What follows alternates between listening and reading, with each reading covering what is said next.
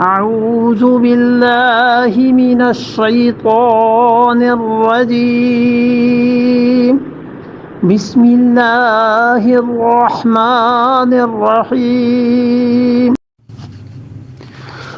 الآن خفف الله عنكم وعلم أن فيكم ضعفا وإن يكن منكم مئة صابرة يغلبوا مئتين وإن يكن منكم ألف يغلبوا ألفين بإذن الله والله مع الصابرين. الآن اور اب خفف اللہ عنکم، اب اللہ تعالیٰ نے بوجھ ہلکا کر دیا ہے عنکم تم سے. پہلے حکم یہ تھا کہ 20 200 کے مقابلے میں، اور اس کے بعد وہی فرمایا کہ 100 1000 کے مقابلے میں فرض ہے ڈٹے رہنا. الآن خفف اللہ عنکم، اب اللہ تعالیٰ نے تم سے یہ کام ہلکا کر دیا. وعلم، اور اللہ کو معلوم ہوا، ان فیکم ضعفا، کہ تم میں کچھ سستی آ گئی ہے. فَإِن يَكُن مِّنكُم مِّئَةٌ، سو اگر ہوں گے تم میں سے 100 صابرۃ، صبر کرنے والے، یغلبوا مئتین، تو تم میں 100 شخص ثابت غالب ہوں گے مئتین 200 پر. اب ریشو آ گئی 1:2 کی، یہی آ گئی نا.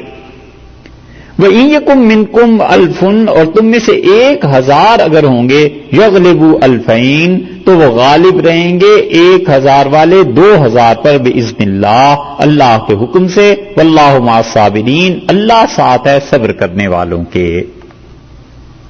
مفسرین کہتے ہیں کہ یہ جو بعد میں اللہ تعالیٰ نے فرمایا ہے 1 سے 2 کی جو نسبت قائم کی ہے، اس نے پہلی نسبت کو منسوخ کر دیا، اور پہلی نسبت جو تھی وہ 1 اور 10 کی تھی. اور وہ کہتے ہیں کہ یہ دونوں بعد والی آیات اپنے سے پہلے والی آیات کو یہ جو بعد والی آیت ہے، آیت نمبر 66، یہ منسوخ کرتی ہے آیت نمبر 65 کو، کیونکہ اس میں اللہ تعالیٰ نے جو ریشو دی تھی زیادہ تھی. پھر اس 66 نمبر آیت کو شروع میں ارشاد فرما دیا تھا کہ الآن، اب ایسے ہو گیا ہے، خفف اللہ عنکم، اللہ تعالیٰ نے تم سے یہ بات ہٹا لی ہے. پہلے حکم یہ تھا کہ تم اگر 10 ہو 100 کے مقابلے میں جمے رہنا، کھڑے رہنا، اور 100 تو 1000 کے مقابلے میں بھی فرض ہے مت پیچھے ہٹو. اب یہ کہہ دیا گیا کہ اچھا ٹھیک ہے، اگر تم 100 ہو تو 200 کے مقابلے میں جمے رہنا، 300 اگر آ جائیں، 400 اگر آ جائیں تو تم پیچھے ہٹ سکتے ہو. یہ اللہ نے تخفیف کر دی تو وہ چیز منسوخ کر دی. یہ کئی لوگوں نے ان دونوں آیات کو ایک دوسرے کے لیے ناسخ اور منسوخ مانا ہے، جن میں شاہ ولی اللہ محدث دہلوی رحمۃ اللہ علیہ بھی ہیں. محققین کہتے ہیں، وہ بھی مفسرین کا ایک گروہ ہے، وہ کہتے ہیں کوئی اس میں ناسخ اور منسوخ کی بحث ہے ہی نہیں.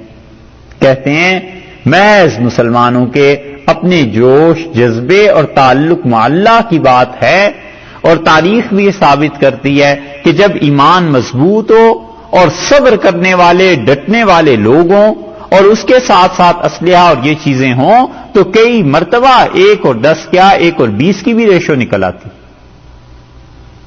ایسے بھی ہوا ہے تاریخ. تو وہ کہتے ہیں اس وقت کی بات ہے، جذبے کی، ایمان کی، اور اگر ایمان کمزور ہے تو پھر ایک کیا وہ 10 مسلمان ایک کافر کے مقابلے میں بھی نہیں ٹھہر سکتے. تو وہ کہتے ہیں اس میں ناسخ اور منسوخ کی بحث نہیں ہے. اللہ تعالیٰ نے یہ جو فرمایا ہے یہ حالات کے اور وقت کے اور ایمان کے تقاضوں کے بدلتے رہنے سے ہر زمانے میں ہو سکتا ہے. تو دونوں آیات اپنی اپنی جگہ پہ درست. اب اس کو دیکھ لیجئے پھر کہ اللہ تعالیٰ نے فرمایا کہ ان یکم منکم 20 صابرون، اگر تم میں سے ہوں گے 20 آدمی اور وہ بھی صبر کرنے والے. یہ ہے کڑی شرط کہ 20 آدمی مستقل مزاج ہوں، مسلسل کام کرنے والے، مسلسل اللہ کی راہ میں محنت کرنے والے، اللہ کی راہ میں جمے ہوئے لوگ اگر 20 ہوں گے تو وہ غالب رہیں گے 200 پر غالب رہیں گے. لیکن شرط یہ ہے کہ وہ لوگ ہوں صبر سے کام کرنے والے، لینے والے، اور جمے رہیں۔ یہ ہے کڑی شرط، بہت کڑی شرط، کہ شریعت یہ کہتی ہے کہ جتنے بھی کاموں کو تم کرو ان تمام کاموں میں مستقل مزاجی ضروری، کہ کام چھوٹے سے کیوں نہ شروع کیا جائے مگر انسان اس کام کو مستقل مزاجی سے کرتا رہے۔ رسول اللہ صلی اللہ علیہ وسلم کے اعمال کے متعلق حضرت عائشہ رضی اللہ عنہا نے ایک اصول کی بات بیان کی۔ انہوں نے کہا کہ نبی کریم صلی اللہ علیہ وسلم کو پوچھا گیا، عرض کیا گیا کہ کون سے اعمال اچھے لگتے تھے، تو حضرت عائشہ رضی اللہ عنہا نے فرمایا قل و ادیم۔ حضرت صلی اللہ علیہ وسلم فرماتے تھے تھوڑا کرو مگر ہمیشہ کرو، بس یہ اعمال انہیں اچھے لگتے تھے، تھوڑا کرے ہمیشہ کرے۔ ایصال ثواب کے لیے بیٹھے، والد، والدہ، مشائخ، اپنے بزرگ، کون کون، اور بیٹھ کے آدھا قرآن پڑھ لیا 2 دن میں، روز 5 پارے پڑھ لیے، ٹھیک ہے، اور اس کے بعد 10 سال بھول گئے، پتہ ہی نہیں کچھ کرنا بھی ہے یا نہیں کرنا۔ اس سے بہتر تھا کہ روز 5 مرتبہ سبحان اللہ پڑھ لیتا، بس مسلسل کام ہوتا نا، اللہ کو بھی پسند ہوتا اور اس کا اثر بھی زیادہ ہوتا۔ تو آدمی تھوڑے اعمال اپنے ذمے لے لے، ہمیشہ کرتا رہے۔ موقع آ گیا، اس موقع پہ ایمرجنسی آ گئی، وہ ایک الگ چیز ہے، لیکن عمومی رجحان ایسا نہیں ہونا چاہیے کہ ایک دن تو 100 نفل پڑھ لیے اور پھر دوسرے دنوں میں فرض نماز بھی غائب ہو گئی۔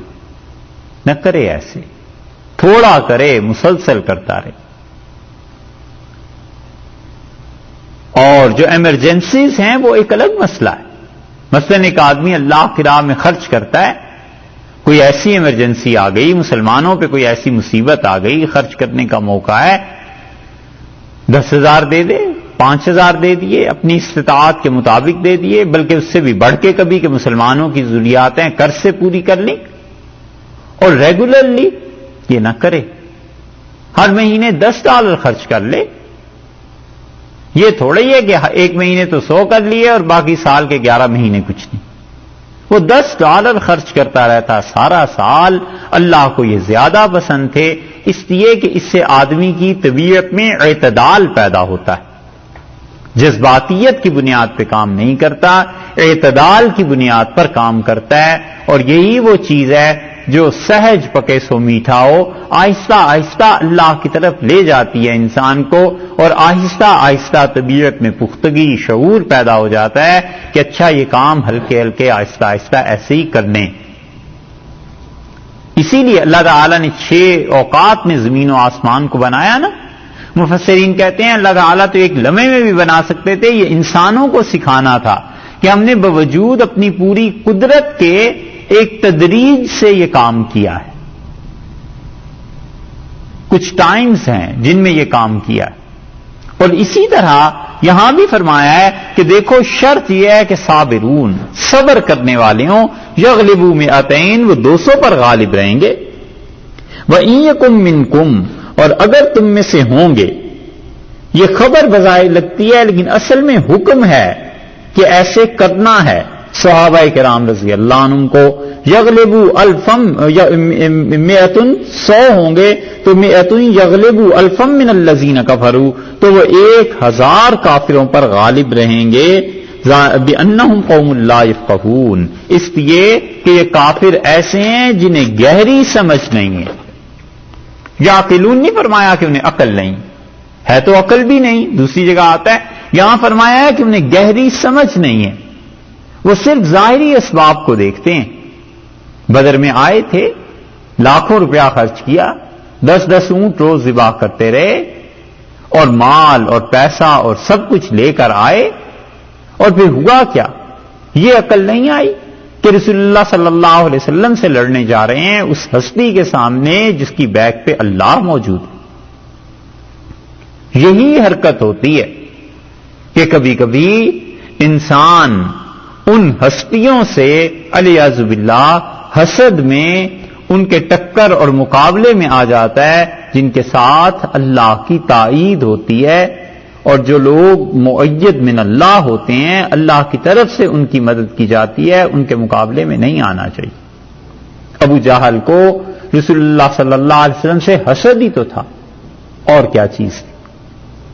بس اس حسد کی وجہ سے پوری قوم کو اس نے پٹوا دیا اور تباہ کر دیا، اور وہ کہتا تھا کہ ایک مرتبہ میرے پاس فرشتہ آ کے کہہ دے تو میں کم سے کم یہ بات کہنے کے تو قابل ہو جاؤں گا نا کہ میرے پاس بھی فرشتے آتے ہیں۔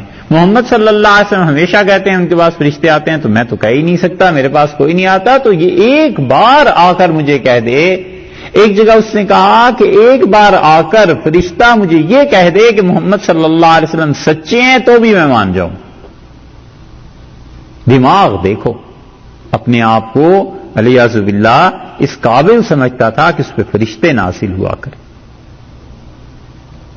اور اسے عائشہ رضی اللہ عنہا تقابل نہیں لیکن طبیعتوں کو دیکھو، وہ کہتی ہیں میں نے تو کبھی سوچا بھی نہیں تھا کہ اللہ میری پاکیزگی کے لیے قرآن میں کوئی چیز نازل کرے گا، میں تو یہ سوچتی رہی کہ اللہ تعالیٰ اپنے نبی صلی اللہ علیہ وسلم کو کوئی چیز خواب میں دکھا دیں گے یا کسی اور طرح سے میری برات ہو جائے گی، میں تصور نہیں کر سکتی تھی کہ قرآن میرے بارے میں نازل ہو۔ یہ مزاج کا فرق، جتنا آدمی مٹا ہوا رہتا ہے اللہ کی اتنی رحمت اور اللہ تعالی کی عنایات اس آدمی پر زیادہ ہو جاتی، اس لیے ان کو کافروں کو سمجھ نہیں، وہ بس یہی دیکھتے کہ یہ آدمی ایسے اس نے دعویٰ کیا، کچھ لوگ ساتھ ہو گئے چلو، اور مسلمہ کذاب نے بھی یہ کیا، اس نے یہ نہیں دیکھا کہ رسول اللہ صلی اللہ علیہ وسلم کے پیچھے وحی کا پورا ایک نظام ہے، اللہ کی تائید ہے۔ ایسے ہی ہوا کرتا ہے کہ اپنے زمانے میں اہل علم علماء کسی کو دیکھتے ہیں تو وہ اس سے ٹکر لینے کی کوشش کرتے ہیں کہ ہم بھی اس کے مقابلے میں اس سے بہتر ہیں، ہوں گے بہتر، لیکن وہ یہ نہیں دیکھتے کہ اس انسان کے ساتھ اللہ کی تائید شامل ہے، اللہ کی زیادہ مہربانیاں شامل ہیں، اب وجہ کوئی بھی اس کی ہو لیکن خدا کی تائید جب کسی کے ساتھ ہوتی ہے اس کے ہم پلہ اس ٹکر نہیں لینی چاہیے، کیونکہ انسان خام خواہ حسد میں اپنا کام بھی بگاڑ دیتا۔ ارشاد فرمایا الآن نخفف اللہ عنکم، اب اللہ تعالیٰ نے تم سے یہ بات کم کر دی، یعنی اللہ نے یہ جو کہا تھا کہ ایسے ڈٹے رہنا اب یہ اللہ تعالیٰ نے ہٹا دیا۔ وعلم ان فیکم ضعفا، اور اللہ تعالیٰ کو معلوم ہوا ہے، اس نے جانا ہے، یعنی جانتا تو وہ پہلے بھی تھا، اس بات کا اظہار ہو گیا، ظاہر ہو گیا کہ تم میں سستی آ گئی، وہ جذبات جو پہلے تم میں تھے اب وہ نہیں رہے، جو بدر میں تھے وہ آخر پہ نہیں رہے، وقت کے ساتھ ساتھ عمر کے ساتھ ساتھ چیزوں میں فرق یقیناً پڑتا ہے، بہرحال انسان تھے۔ اور کچھ حضرات کا خیال یہ ہے کہ اللہ جو انہیں منسوخ نہیں مانتے وہ کہتے ہیں اس کا مطلب یہ ہے کہ ایک جماعت وہ بھی ہے اور کسی زمانے میں ایسی جماعت بھی ہو سکتی ہے کہ اتنا ایمان نہ ہو، وقت کے ساتھ ساتھ بدلتے رہیں گے، ممکن ہے آخری دور میں پھر کوئی ایسی جماعت آ جائے جس میں 1 اور 10 کی ریشو ہو، ممکن ہے کبھی 1 اور 2 کی ہو۔ تو اللہ تعالیٰ نے فرمایا فَإِن يَكُن مِّنكُمْ، سو تم میں ہوں گے 100 صابرۃ، صبر کرنے والے، پھر وہی آ گیا نا ڈٹ جانے والے، مستقل مزاج، یغلبوا 200، وہ 200 کافروں کے مقابلے میں غالب رہیں گے، وَإِن يَكُن مِّنكُمْ 1000، اور 1000 ہوں گے تو یغلبوا 2000، وہ 2000 پر غالب رہیں گے بِإِذْنِ اللَّهِ، اللہ کے حکم سے، اللہ تعالی کے حکم سے یہ غلبہ رہے گا، خدا نے یہ بتا دیا۔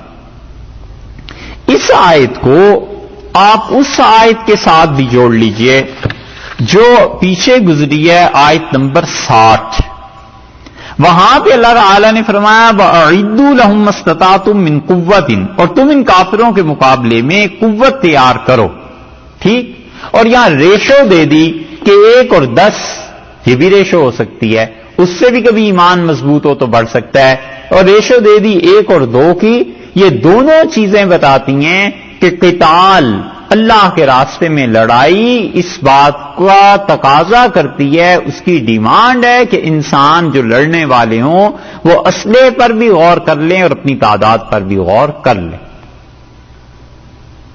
اگر اسلحے کی کوئی اہمیت نہ ہوتی اور تعداد کی بھی کوئی اہمیت سرے سے ہوتی ہی نہ، سوچنے کی بات ہے، پھر یہ باتیں ساری کرنے کی بات کیا ہے، ضرورت کیا ہے؟ اللہ تعالیٰ کہتے ہیں جاؤ لڑو، ہم تمہیں غالب کر دیں گے، بس ختم ہوئی بات۔ کیوں آخر فرماتے ہیں اتنا اسلحہ تمہارے پاس ہونا چاہیے، گھوڑے ہونے چاہیے اور قوت تیار کرو، اور پھر آگے چل کے فوج کی بھی ترتیب فرما دی کہ 1 اور 2 کی ریشو اور 1 اور 10 کی ریشو اور یہ سب چیزیں ہونی چاہیے۔ یہ دلیل ہے اس بات کی کہ جو فقہا نے نظام لکھا ہے کہ کتنے فوجی کتنی فوج سے ٹکرا سکتے ہیں، اور اگر مسلمانوں سے اتنے گنا زیادہ کافر ہوں گے تو پھر انہیں جہاد کی اجازت نہیں ہے، وہ صبر کریں، اپنی تعداد میں اضافہ کریں، اپنے آپ کو بنائیں، پھر کافر سے ٹکر لیں۔ یہ پورا ایک سسٹم ہے کہ کتنے گھوڑے ہیں کافروں کے پاس، تمہارے پاس کتنے گھوڑے ہیں، ان کے پاس کتنا اسلحہ ہے، تمہارے پاس کتنا اسلحہ ہے، پھر اس بنیاد پر جو لوگ مثالیں دیتے ہیں بدر کی کہ رسول اللہ صلی اللہ علیہ وسلم کے پاس بدر میں کیا تھا، وہ اس بات کو ایک تو بھول جاتے ہیں کہ حضرت صلی اللہ علیہ وسلم جو بدر میں تشریف آوری ہوئی تھی وہ سرے سے مدینہ منورہ میں اس وقت پتہ ہی نہیں تھا کہ آگے جا کر لڑائی ہونی ہے، وہ تو قافلے کے لیے نکلے تھے۔ اور مسلم کی وہ حدیث اس بات پر گواہ ہے، صحیح سند سے ثابت ہے کہ صحابہ رضی اللہ عنہ نے بس اتنی اجازت مانگی، وہ سنی نا حدیث آپ نے، بس اتنی اجازت مانگی کہ آپ اجازت دیں تو ہم اپنے سواریاں لے آئیں جو تھوڑے سے فاصلے پر ایک چراگاہ میں چل رہی ہیں۔ آپ نے فرمایا نہیں نہیں اس کی ضرورت نہیں، بس جس کے پاس سواری ہے چلو میرے ساتھ۔ یہ پری پلانڈ کوئی جنگ نہیں تھی، مدینہ منورہ میں پری پلانڈ نہیں تھی، وگرنہ رسول اللہ صلی اللہ علیہ وسلم ولیعذ باللہ ایسے نہیں تھے کہ وہ اتنا بھی نہ سوچتے کہ یہاں پر جو کچھ ہے، جتنے فوجی ہیں، جتنا اسلحہ ہے، یہ لے کے ہمیں چلنا چاہیے۔ حضرت صلی اللہ علیہ وسلم قافلے کے لیے نکلے تھے، اتنے اسلحے کی بھی ضرورت نہیں، اتنے افراد کی بھی ضرورت نہیں، بچوں کو ساتھ سے واپس کر دیا کہ تمہاری کیا ضرورت ہے۔ یہ تو جب آگے پہنچے ہیں تب فیصلہ ہوا جا کر، اللہ نے کہا احدت طائفتین، 2 گروہوں میں سے ایک اب دے دوں گا، اور وہ قافلے والے نکل گئے اور حالات ایسے آ گئے کہ ٹکر لینی پڑ گئی۔ لوگ ان باتوں کو اہمیت نہیں دیتے اور کہتے ہیں کہ جی بدر میں کیا تھا، تو بھئی بدر میں پہلی بات تو یہ تھی کہ حضرت صلی اللہ علیہ وسلم کا ارادہ مبارک تھا ہی نہیں مدینہ منورہ میں لڑائی کا، اور دوسری بات یہ ہے کہ یہ جو قرآن نے یہاں ترتیب اور یہ چیزیں بیان کی ہیں، یہ سب کی سب اس بات کی بھی دلیل بن جاتی ہیں کہ یہ باقاعدہ ایک فوج ہے جس کو لڑنا ہے، 10 کی ریشو 1 کی ریشو، یہ باقاعدہ ایک فوج ہے، کوئی انفرادی فعل نہیں، افراد کے اپنے کام نہیں ہے، یہ باقاعدہ ایک آرمی ہے جس کو دیکھنا پڑے گا کتنا اسلحہ ہے، سوچنا پڑے گا کتنے کافروں سے ٹکر لینی ہے، کتنا تمہارے پاس اسباب اور وسائل اور ذرائع ہیں، یہ افراد کی بات نہیں، 2 باتیں۔ اور اس تیسرے قرآن نے جو ترتیب بیان کی اور فقہا جو اس کے مطابق لکھتے ہیں، اس سے یہ ثابت ہوتا ہے کہ جو آج کل ہمارے ہاں چل پڑی ہے نا، جہاد کے نام پہ تنظیمیں بن رہی ہیں، پھر مسلمانوں کو مار رہے ہیں، پھر خود ہی جا کر لڑ بھی رہے ہیں، پھر خود ہی غازی، خود ہی مجاہد، خود ہی شہید، تو جو آدمی صحیح نیت سے اور اپنے دل کے اخلاص سے گیا اور واقعی وہ اللہ کی راہ میں جا کے شہید ہو گیا، اللہ کی طرف سے اسے اجر ملے گا۔ امید کرتے ہیں اللہ تعالی شانہ اس کے ساتھ مہربانی کا معاملہ کریں گے، لیکن یہ جو تنظیمیں اس طرح کی بنا بنا کر جہاد کرنا ہے، یہ اپنی سمجھ میں نہیں آتا۔ اگر تو ہیں ہم غلام اپنے شوق کے اور نفس کے، پھر ضرور کریں، اور اگر صحیح شریعت پر چلنا ہے تو پھر یہ کام حکومتوں کے ہیں۔ اگر جہاد اسی طرح ہر مسلمان آدمی بغیر کسی حکومت کی سرپرستی کے اور اسی طرح کرے تو پھر کل کو یہ بھی کر لینا چاہیے کہ جو چوری کرے اس کا ہاتھ کاٹ دو، حکومت کی کیا ضرورت؟ جو شراب پیتا نظر آئے اسے درے لگانے لگو، اس کی کسی نے اجازت نہیں دی۔ فقہا کہتے ہیں چوری ہو تو قاضی کے پاس جائے، کوئی اجازت تھوڑی ہے کہ خود اسے درے مارنے لگ جائے۔ شراب پی رہا ہے کوئی تو قاضی کے پاس جا کے کورٹ میں اس سے بات کرے۔ یہ تو نہیں اجازت دی جا سکتی کہ جو حکومت کے نافذ کرنے کے قوانین اور کام ہیں وہ پبلک کو دے دیے جائیں کہ تم اپنے طور پہ کر لو، معاشرہ سارا تباہ ہو جائے۔ اور معاشرے کی وہی حالت بن جائے جو آج کل تقریباً ہمارے ملک کی بنی ہوئی ہے. اور یہ ابھی 2 دن پہلے ہی کی خبر ہے کہ بم بلاسٹ ہوا اور 50 آدمی وہ جن کا تعلق فقہ جعفریہ سے تھا وہ بیچارے مارے گئے. کفر اور اسلام بعد کی باتیں ہیں. یہ کون سی انسانی حرکتیں؟ یوں بم اپنے جسموں کے ساتھ باندھنا اور یوں قتل ہونا اور مارنا، کہاں یہ کس ثبوت سے آخر ہے؟ شریعت میں احکام کے لیے حکم ثابت کرنے کے لیے کوئی ثبوت چاہیے، دلیل چاہیے. بھائی کس دلیل سے یہ کام کر رہے ہو یہ بتاؤ. اور اگر جذبات میں بہ کے یہ کام کرنے ہیں تو پھر جو مرضی کرتا رہے. یہ کہنا کہ اب کوئی راستہ ہی نہیں رہا سوائے اس کے کہ یہ سب کچھ ہم کریں، جو کچھ کر رہے ہیں، یہ باتیں نہیں. راستے بہت سے ہیں مگر صبر نہیں ہے. راستے بہت سے ہیں مگر تیاری نہیں ہے. اتنا تو سوچیں کہ جس طاقت سے ٹکر لینی ہے اس طاقت کے پاس جو کچھ ہے کیا اپنے پاس بھی ہے؟ کوئی ریشو، کوئی نسبت تناسب کوئی بیٹھتا ہے؟ اور کوئی بھی ملک ہو، کوئی بھی ملک اپنے حصے ایسے کاٹ کے الگ کر کے دینے لگے ایجیٹیشن پہ اور احتجاج پہ اور ہمسائے ملک کی دخل در اندازیوں پہ، یہ کون سا طریقہ ہے؟ دنیا بھر میں جنگوں کا اصول یہ رہا کہ اپنے سفیر کو واپس بلا لیتے ہیں کہ اب آج کے بعد تم ہماری طرف سے امن کی حالت نہ سمجھنا. یہ کس دین نے سکھایا ہے کہ سفیر بھی وہی رہے اور باہمی تعلقات بھی بظاہر اچھے رہیں اور اندر سے ایک دوسرے کو کاٹتے بھی رہو؟ یہ کون سے مسلمانوں کا شیوا؟ اس لیے یہ جتنی تحریکیں جہاد کے نام پہ مسلمانوں میں چل رہی ہیں ان سب سے ہم کہتے ہیں کہ یار اسے کتاب و سنت سے ثابت کرو پہلے یہ واقعی جہاد ہے، پھر آگے بات کرتے ہیں. اور وہ ثابت کریں جو لوگ مفتی ہیں ان کے اور جو بڑے بڑے لوگ ہیں جن کے فتوے بدلتے نہیں. آج فتویٰ یہ ہے کہ یورپ، امریکہ، آسٹریلیا سارے کے سارے حربی کافر ہیں، مارو انہیں، قتل کرو. اچھا صاحب، 2 سال بعد جب اپنی حکومت کا وقت آ گیا، ووٹ وغیرہ مل گئے، جیسے بھی ملے، فتویٰ بدل گیا. اب سارے ہمارے دوست ہیں. بھئی کیوں آخر؟ وہ پہلا فتویٰ کہاں گیا؟ اور دارالحرب امریکہ کو قرار دینے کا مطلب یہ ہے اور یورپ کو دارالحرب قرار دینے کا مطلب یہ ہے کہ تمام وہ مسلمان جو یہاں ان ممالک میں رہتے ہیں یہ لوگ ہجرت کر کے دارالاسلام میں چلے جائیں، چھوڑ دیں ان کا یہاں رہنا.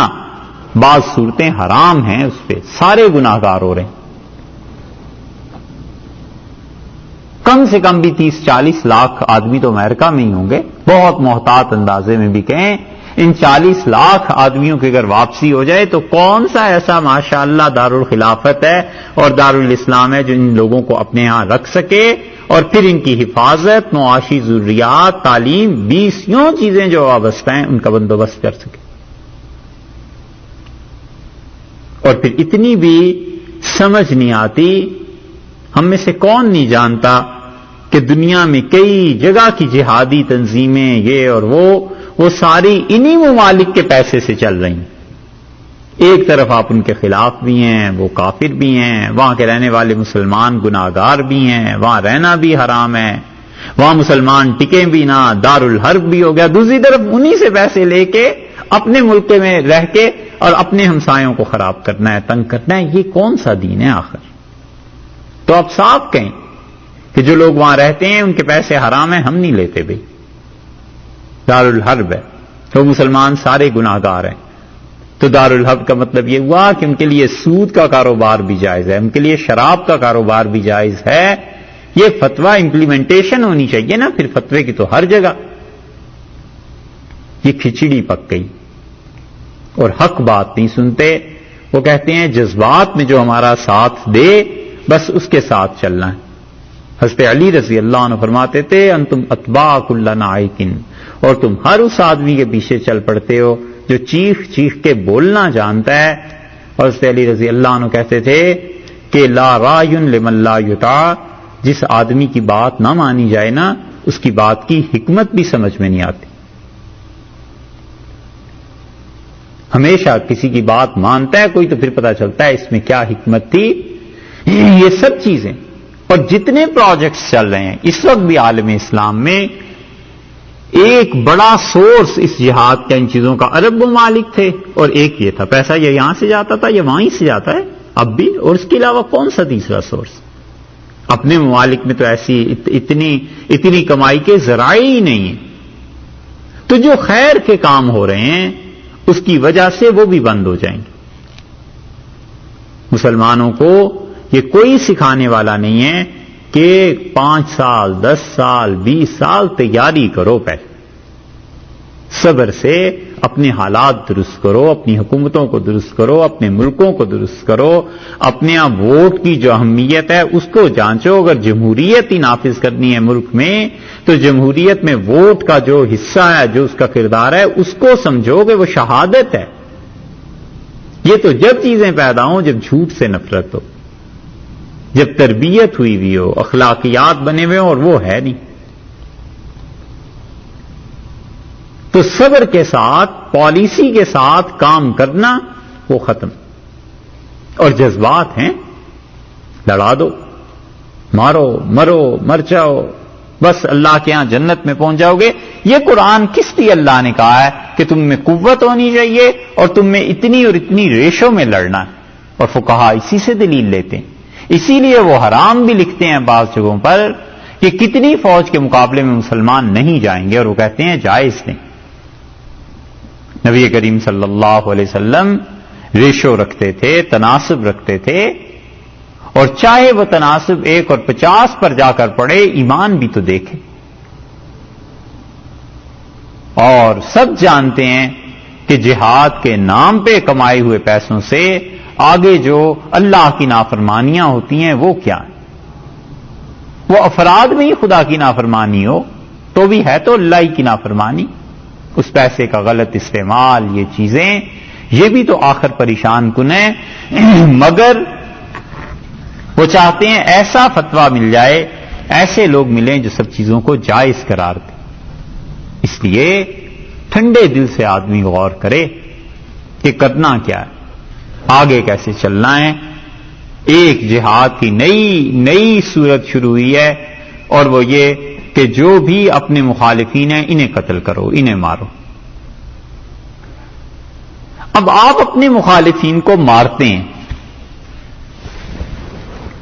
اس فرقے کا کوئی بڑا آدمی مر جاتا ہے تو وہ تو ہے پولیٹیکل لیڈر، اور وہ ایسا آدمی ہے جس کو شہرت مل گئی، 4 لفظ وہ صحیح نہیں پڑھ سکتا.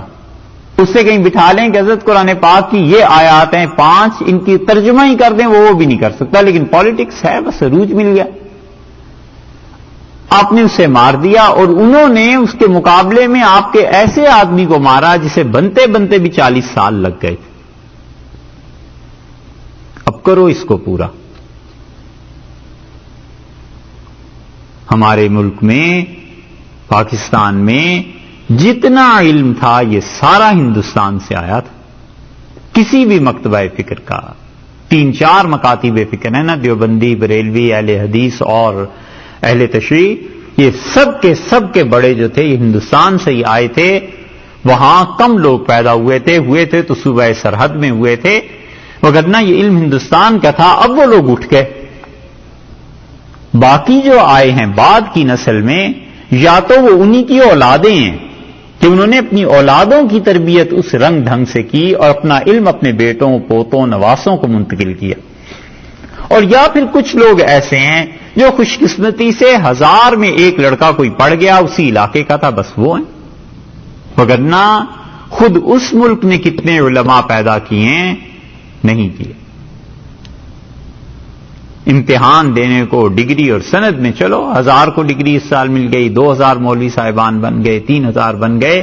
ان 3000 میں کیا 300 بھی ایسے ہیں جس کے متعلق اطمینان ہو جائے کہ الحمدللہ یہ اگلی نسلوں کو سنبھالیں گے، یہ کام کریں گے، یہ دین کی تبلیغ کر سکتے ہیں؟ اور یہ لوگ ایک وسعت نظر رکھتے ہیں اور مطالعہ بھی کرتے ہیں. پڑھنا تو ایسا گم ہوا ہے، کہاں جائے آدمی. یہ ایک جہاد کی ایک نئی قسم شروع ہوئی ہے کہ اپنے مخالفین کو مارو پھر وہ انہیں ماریں. یہاں علماء ختم ہوتے جائیں گے اور نتیجہ اس کا پھر کیا نکلے گا؟ نتیجہ آگے کو یہ نکلے گا کہ جتنا پختہ اور ٹھوس علم 40 سال میں آیا تھا اب اس کے لیے پھر انتظار کیجئے، پھر کوئی آئے تو آئے، وگرنہ اب جگہیں خالی ہوتی جا رہی. آدمی نہیں ملتا، ڈھونڈے سے نہیں ملتا جس کے متعلق اطمینان ہو جائے کہ یہ جو فتویٰ دیتے ہیں اس پہ الحمدللہ اطمینان. جنرل ضیاء الحق صاحب کے زمانے میں ہمارے ملک میں صرف 15 یا 16 قاضی درکار تھے. قاضی چاہیے. انہوں نے کہا میں قاضی کورس بنا رہا ہوں، اتنے قاضی چاہیے، اور پورے ملک میں اتنے قاضی نہیں مل سکے جو شرعاً اس قابل ہوں کہ فتویٰ دیں اور اسے نافذ بھی کریں. اتنی غفلت ہے. اور انہیں جہاد بس مارو، اور معصوم بچے لوگوں کے کہاں جا کے بیچاروں کو ختم کرا دیتے ہیں. کوئی پتہ نہیں ہے کہ اس فیملی میں اب بعد میں کیا ہو. اس لیے اللہ تعالی نے یہاں جو ریشو مقرر کی ہے نا، یہ بڑی قابل توجہ چیز ہے. اللہ نے فرمایا واللہ مع الصابرین، اور اللہ کی معیت، ساتھ ہونا اللہ کا، یہ ان کے ساتھ ہے جو صبر کرتے ہیں، مستقل مزاجی سے کام کرتے ہیں. اسی لیے ہم عرض کرتے ہیں کہ کسی ایک پروجیکٹ کو لے لے، کسی ایک چیز کو لے لے، عمر بھر بس کام کرتا رہے. نہ زندگی اتنی رہی ہے، نہ عمریں اتنی اب لمبی ہیں، نہ قوا اتنے ہوتے ہیں. ایک کسی کام کو مسلمانوں کے لے لیجئے، زندگی بھر بس وہ کام کرتے رہیے. ایک سکول بنانا ہے، یونیورسٹی بنانی، بس زندگی بھر کے لیے کافی ہے. ہم اسی پہ محنت کریں گے. ہر جگہ آدمی نہیں پورا ہو سکتا. ایک اسپتال بنانا ہے، بس اب اسی پہ محنت کرنی ہے. ایک مدرسہ بنانا ہے، اسی پہ محنت کرنی. اپنا شہر، اس کے غریب لوگوں کے لیے ایک یتیم خانہ بنانا ہے، بس ایسے ہی بس 1 2 4 چیزیں جو بھی اطمینان سے ہو سکتی ہیں، سہولت سے وہ متعین کر لے. یہ نہ کرے کہ سارے کام کرنے ہیں، نتیجہ یہ کہ وہ ایک کام بھی نہیں کر سکے گا. اس لیے اللہ تعالی نے فرمایا کہ اللہ ان کے ساتھ ہے جو صبر سے کام کرنے والے.